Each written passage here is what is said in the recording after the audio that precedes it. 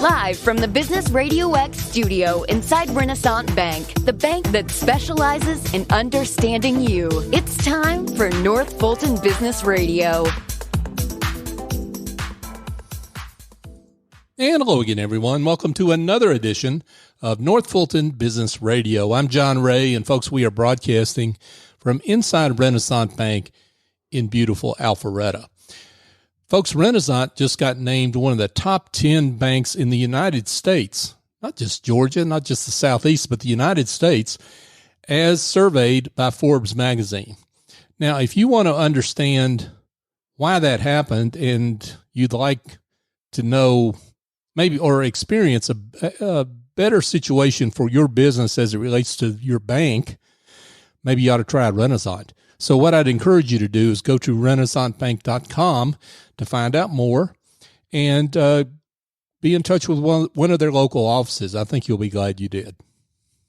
Renaissance Bank, understanding you, member FDIC. And now I want to welcome Steve Markfeld. Steve is with Berkshire Hathaway HomeServices of Georgia. Steve, welcome. Thank you for having me. Hey, it's a pleasure to have you. Let's talk about you and how you're serving folks out there. Tell us about your work at Berkshire Hathaway HomeServices. Oh, I'm an independent contractor, a realtor, and I help people purchase and sell their homes. I stick strictly to the residential end of real estate and do not deal with commercial. Mm-hmm. It's a rewarding business. Almost always, it's an exciting, happy occasion. Occasionally, due to death or divorce, there are some sad occasions, but I do my best to address that to keep people at ease throughout the transactions. So let's talk about your background. I mean, what in your career trajectory, what got you into real estate? Interesting. I had a friend who recommended investment property in real estate. One of my best friends was in real estate for quite some time. So I learned a lot from her, just listening to her on phone calls and obsessing about how she did her business. But she didn't work the area I was looking. So I went out with an agent and looked at some rental properties to purchase. And I was very underwhelmed with the service. I said to my wife, I could do this better myself. So I decided to get my license just to represent us to buy some rental property. Oh, okay. That was the beginning. Yep. You have to keep your license with a broker. So I affiliated with Berkshire. Actually, it was Prudential, Douglas Elliman Real Estate up in New York, where I started. And little by little, people got the wind that I was in business, and they said, "Oh, you think you could help me?" Sure. So little by little, I was doing that. My prior career, which I was still involved with, was I was a psychotherapist. I had, over the years, many years, done anything you could think of in the field, from working in a psychiatric hospital, outpatient clinics. I was clinical director of a drug rehab. Oh, wow. And the last 18 years of my professional mental health work, I was working in a high school where I brought all the other experiences together to help students with their problems. Plus, I had a private practice on the side. So I was doing that and got involved in real estate kind of part-time and realized that I was getting burnt out, because the only way to effectively help people with their emotional issues is to plug your gut into theirs. So I was getting overwhelmed with that, and I thought I needed time for a change. Yeah. So I shifted from that into real estate full-time. Wow. So, and this was about when? I mean, when did you go full-time, Steve? 18 years ago. Oh, wow. Okay. So I actually got my license in 2004. Okay. Were you in North Fulton all that time? Or at that point, I was in Long Island, New York. Okay. Suburbs similar to North Fulton, and started, working there. It's very intense because it's a very large population to work with. Yeah. And very diverse and very wide range in price point. Right, right. What brought you to North Fulton? And what keeps you in North Fulton? I love it here. I was tired of the winter. I mean, we have winter here, but this is reasonable winter. No matter how careful I was, I would fall down the ice every year. Because up there, I'm laughing knowingly. I'm good at falling too. okay, Yeah. Up there you could have 2-inch thick ice on the ground and people go to work. Yeah. So I was showing houses and snowstorms and all kinds of stuff. So that was a piece of it. Our niece and nephew live here, and we'd been down to visit a number of times. Always enjoyed our time here. And just one time went looking at houses just for fun. Let's just see what it's like. Well, we were very impressed. That was August. We went home, listed our house, sold it in 3 weeks, and moved down here in December because it takes a long time to close a house in New York. Wow. And just to be clear, I keep saying North Fulton. You really work across the North Atlanta area, correct? I go far and wide. Okay. My business is almost exclusively by referral. So people who know me personally, business-wise, have been referring me. I've actually sold homes in 12 counties in the metro Atlanta area. Oh, wow. Okay. I would say my home territory is in, the northern suburbs. Right. Gotcha. So I happen to know you call yourself the house therapist which is, of course, a play on your background. But what is it about home ownership and the process of buying and selling a home that may require therapy? Okay. We'll start with sellers. Okay. People who are selling their home, for the most part, have lived there some time. They have a history, raised their family there. Some of them still have the marks on the wall where they measured their children as it grew. Sure. So there's a lot of emotion and a lot of history there. So to sell a house is a big deal because now they're making a major shift. Some are doing it because they're excited and they're making a move that's appealing to them. Some are doing it because they have a need where their circumstances have changed.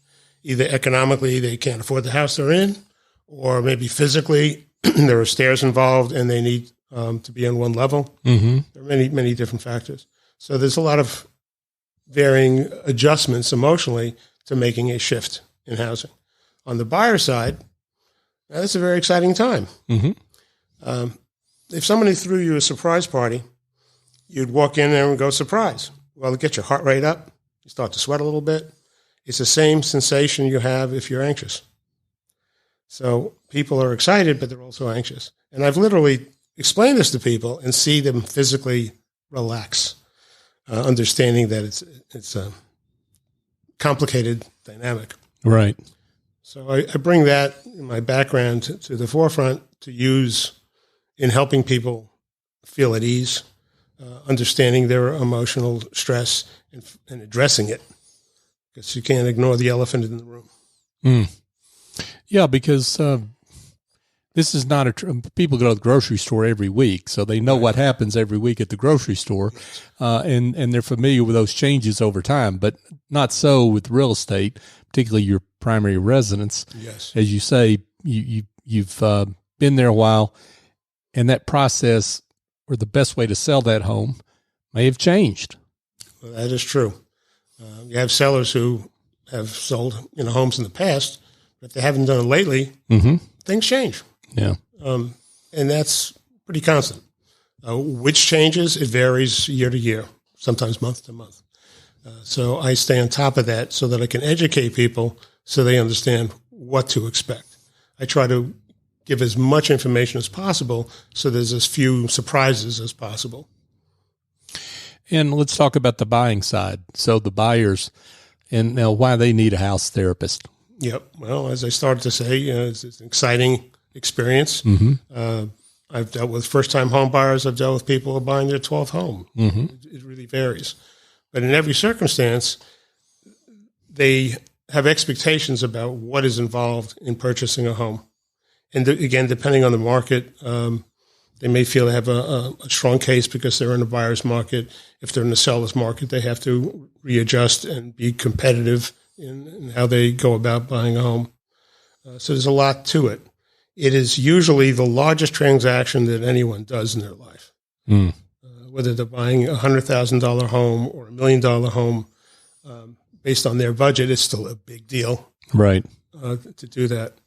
So they want to feel reasonably secure in making that purchase, and because they're not going to the grocery store every week to buy a house, It's and a lot of unknowns involved. Mm-hmm. Folks, we're chatting with Steve Markfeld, and Steve is a realtor with Berkshire Hathaway HomeServices, Georgia. Steve, we were talking before we came on the air about the difference between a real estate agent and a realtor. So let's get to that. Yeah, thanks for that question. Mm-hmm. Real estate agent is somebody within any particular state that takes the courses involved and takes the state exam and passes. And now they have a real estate license so that they can act as an agent to help somebody purchase and sell homes or, commercial property. Mm-hmm. A realtor is somebody who associates with the realtor associations. There are local ones, state, and federal. So I am a member of the National Board of Realtors, as well as the state and local branches. Mm-hmm. The realtors have a code of ethics that they follow.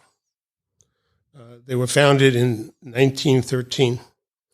All real estate law to date has come out of the code of ethics created by the Board of Realtors. Oh, wow.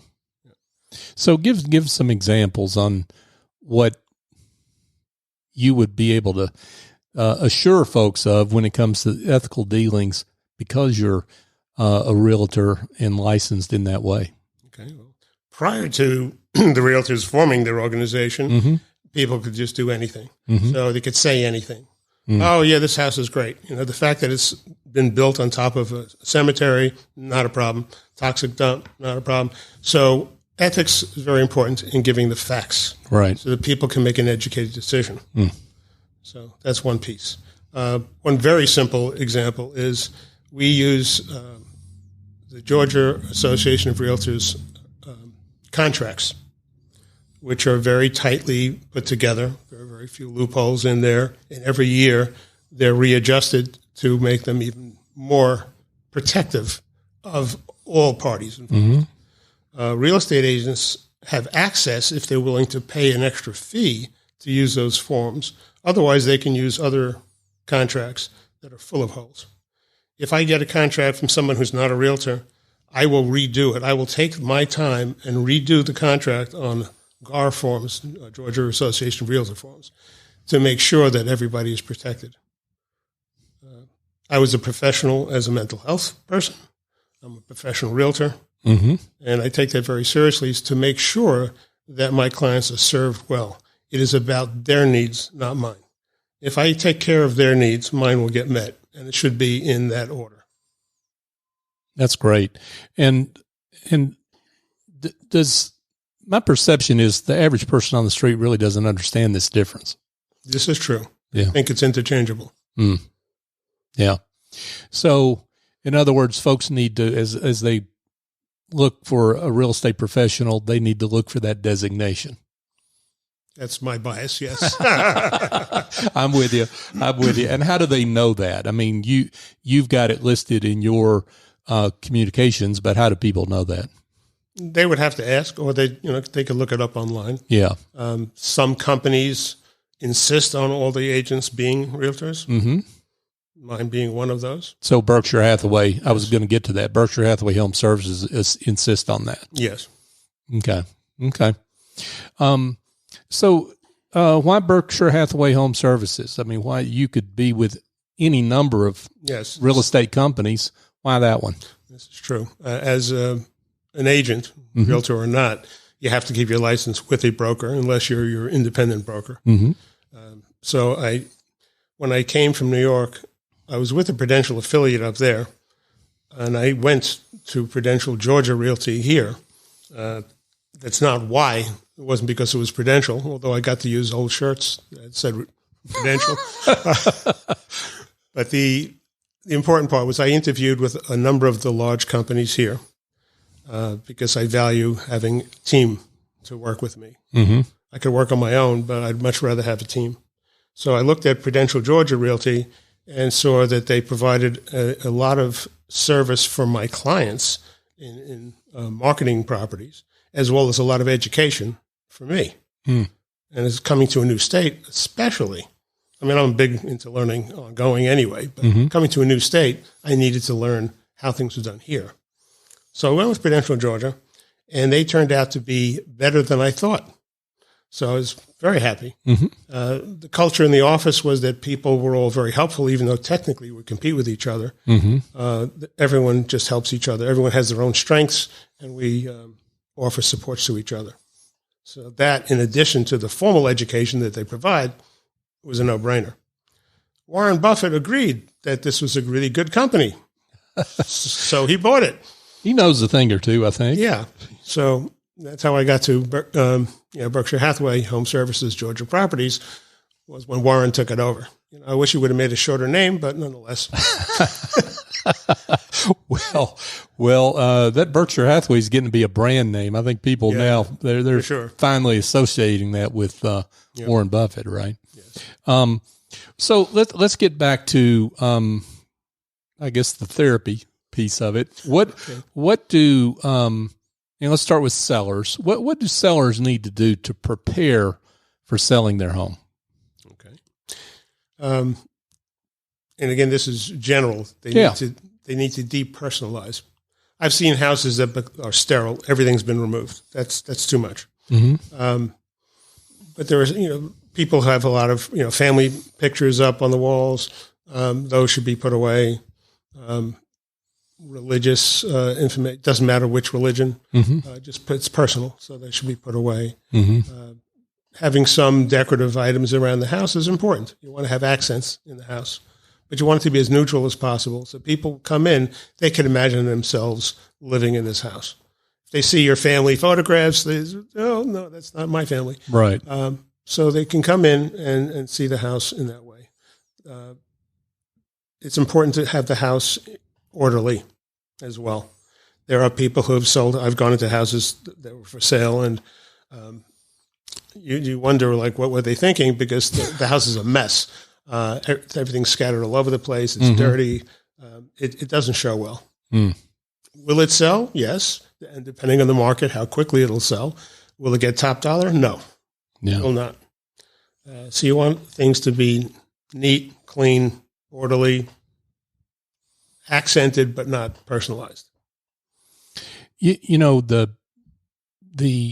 when you talk about depersonalizing, there's a physical aspect to that, which is what you described. There's a mental aspect to that too, right? Yes, there is. I mean, because this is your baby, you've lived in it for 20 years or whatever, and maybe you don't see all the nicks and cuts and problems, right? Definitely. Yeah. I mean, I'm glad you mentioned that, because I kind of take it for granted, the emotional part, because I'm always dealing with that. Sure. Yes, I will go through the house with my eye. And because I work with sellers and buyers, it gives me an advantage, because I can go in with my buyer's eye and say, well, this is what buyer's going to be looking at. And I always tell my sellers, you want their eyes to flow. You want them to look at the house and not stop at a nick in the wall or stains on the carpet or things like that. So you want it to be an even flow. So it needs to be paid attention to. But there is the other emotional piece that they need to be prepared for ahead of time. This is a business transaction. There are times people will get a price that they're not happy with, and they take it very personally. And I have to explain, and I try to explain to them ahead of time so they're prepared for that, because it is easy. I sold a house last year. The people were in the house for 52 years. Oh, my. Yes. That's a long time. A long time. Yeah. And so they had a lot tied to that house. Sure. And it was a big deal to move. So buyers, how should they prepare for the process of buying a home, whether it's first time or another home, upsizing, downsizing, what have you? Yep. They need to have all their ducks in a row, as I say. They will need to have their financing lined up ahead of time.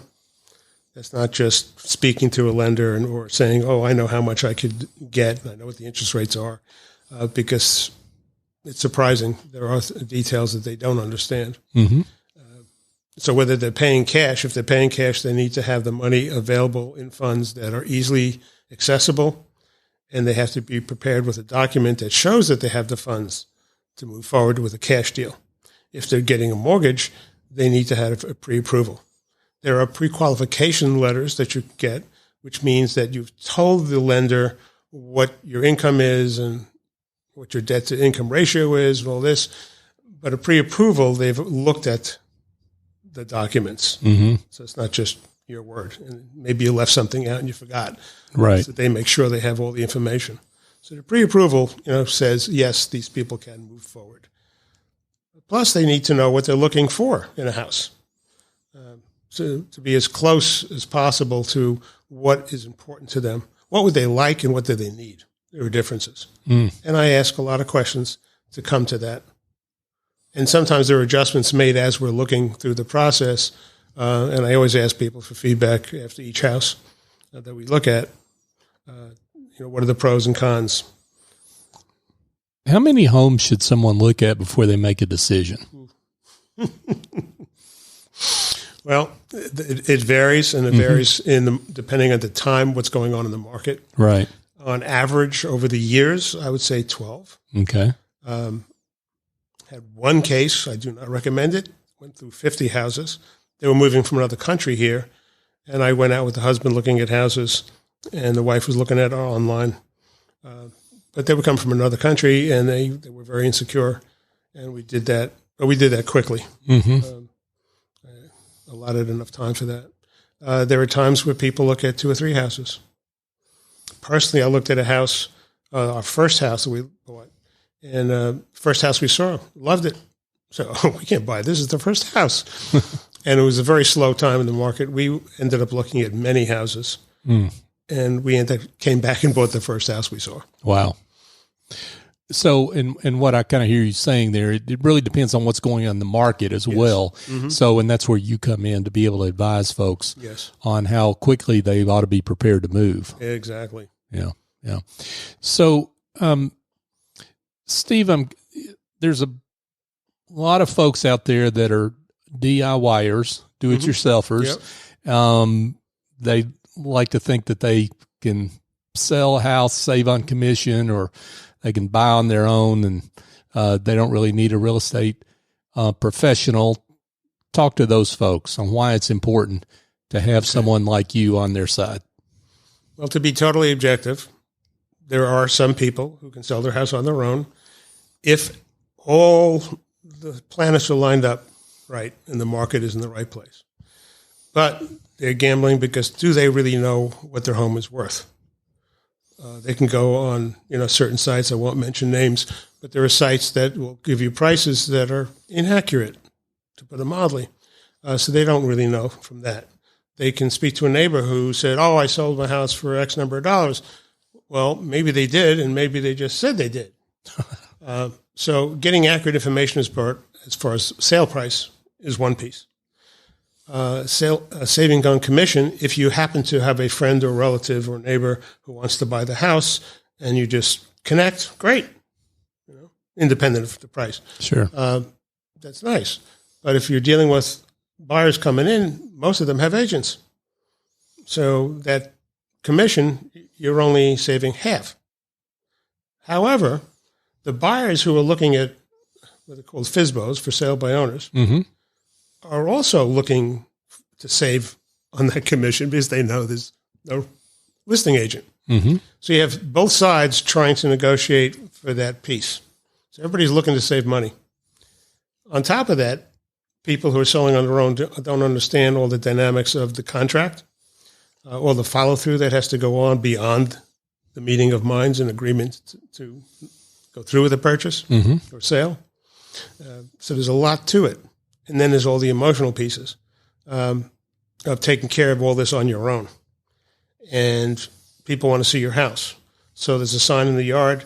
So people just come up to the door at random times and they want to see the house. Well, maybe you're not ready to show it. Right. So you have nobody guarding the door, so to speak, and arranging for appointments. So then you have to go through the phone calls and making the appointments and setting it up and arranging for that. And then also arranging to get feedback about the showings. So all these are pieces that come into play that people don't even think about. Well, and then I know that there are some stats out there. I can't quote them, but I remember directionally that I've read where if you're trying to sell your home, you get a better price for your house if you are represented, if you have good representation. Yes, this is true. Again, I'll give you an average over the years because it does vary from year to year. On average, people who sell on their own get 16% less. Currently, the average commission that's paid out on both sides is 6%. So you don't have to be a rocket scientist to know there's money there. It gets left on the table. That makes perfect sense. And maybe some folks don't hire a real estate agent because they don't know who to hire. There's so many realtors and real estate agents out there. Yes. So what do you suggest folks do when they're looking for a real estate professional like you to assess? Don't just go online and look up names. Okay. You want references. You want recommendations from people who know them. There are people who look good on paper, who are very good at making themselves look good on paper.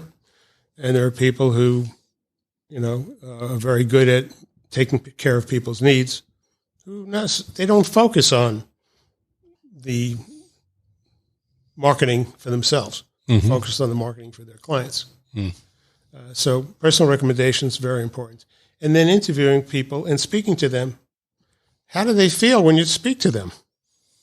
It's not just what they say, it's also how do you feel? Right. Because sometimes there's an awkwardness. Trust your gut. There are plenty of people out there. I don't recommend you interview a ton of people because you drive yourself crazy, but to at least have some sense of, a good feeling. Sometimes people go with many times people go with the first agent they speak with. Yeah. But if they've been recommended by somebody and then you interview the person and you find out that in interviewing them, I see what my friend or relative said about this person. Okay, I'm good. If you're not sure, again, trust your instincts and try again. Yeah. Great advice, folks, from Steve Markfeld. Steve is a realtor with Berkshire Hathaway HomeServices of Georgia. So, Steve, this has been great. I can't imagine that there aren't some folks that wouldn't like to know more about you and maybe see if you're a fit for them. So let's tell them how they can get in touch. Okay. They can reach me by calling me or texting me at 678-232-8588. Or they can go to my email, steve.markfeld. My last name is M-A-R-K, F as in Frank, E-L-D as in David, at BHHS, that stands for Berkshire Hathaway HomeServices, Georgia spelled out, .com. That's steve.markfeld at bhhsgeorgia.com. I provide free consultations. Glad to meet with people who would like to know what their home is worth or what it would be like to buy a home. Costs nothing except some of your time. Be glad to help. That's great.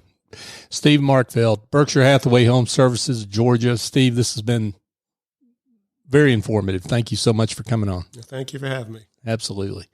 Hey, folks, just a quick observation. Have you heard about these team events where folks come back with broken ankles and bruises and so forth, and that team event turns out to be not quite as much fun as was planned.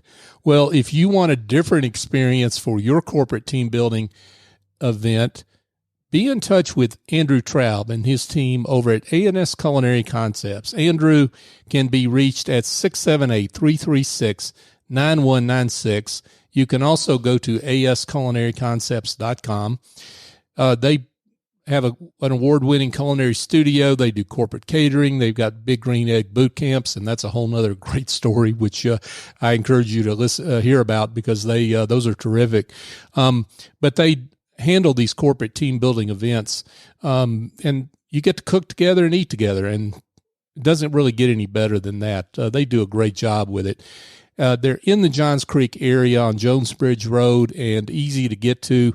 So if that's something you like to know more about for your team building experience, give Andrew a call. Again, 678-336-9196, and tell him that we sent you.